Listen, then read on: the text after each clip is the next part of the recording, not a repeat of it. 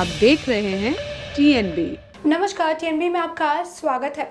इस वक्त जो है चुनाव आयोग एक के बाद एक फैसले लेते हुए नजर आ रहा है। इससे पहले उसने पश्चिम बंगाल और असम में जो उपचुनाव है उसे कराने का फैसला लिया था। अब चुनाव आयोग जो है वो और जो राज्यसभा की 6 सीटें हैं जो कि खाली पड़ी हुई है और वो 5 राज्यों में खाली पड़ी हुई है, ऐसे में अब उस पर भी उपचुनाव करने का उन्होंने फैसला ले लिया है।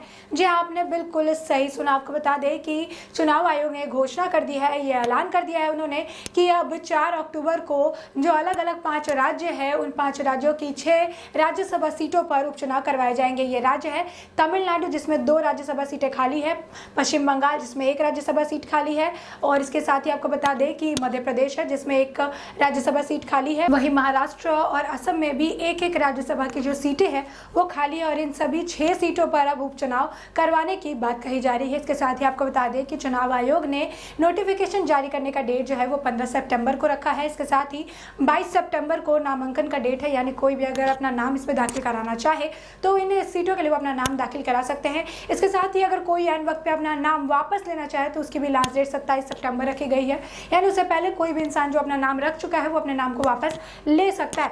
इसके साथ ही आपको बता दें कि 4 अक्टूबर को इन सभी राज्यसभा सीटों पर जो है उपचुनाव करने की बात की जा रही है। इसके साथ ही जिस दिन ही ये उपचुनाव होंगे उसी शाम में जितनी भी वोटिंग होगी, जो भी सारी चीज़ें होगी उसकी गिनती की जाएगी और शाम को ही जो रिजल्ट है वो सामने आ जाएगा। जी हाँ, आपने बिल्कुल सही सुना। चुनाव आयोग ने ये सब जो है बहुत ही सिस्टमैटिक तरीके से करने का ऐलान किया और इसको लेके वो रणनीति भी अब तैयार करते हुए नजर आ रहे हैं कि किस तरीके से सुबह जो है उपचुनाव कराए जाएंगे और शाम तक रिजल्ट की घोषणा करने की बात कही जा रही है।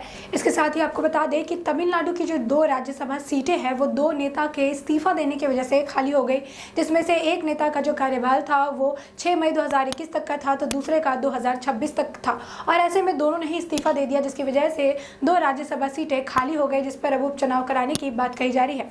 इसके साथ ही आपको बता दें कि पश्चिम बंगाल में भी एक सीट जो है वो 6 मई को खाली कर दी गई थी। इसमें मानस रंजन भुनिया जो थे इस सीट पर विराजमान थे, जिसके बाद उन्होंने इस्तीफा दे दिया और आज के वक्त में वो ममता बनर्जी सरकार में जो है मंत्री पद पर है। तो ऐसे में उनके इस्तीफा देने के बाद भी ये पश्चिम बंगाल का ये जो राज्यसभा का सीट है ये खाली हो गया था।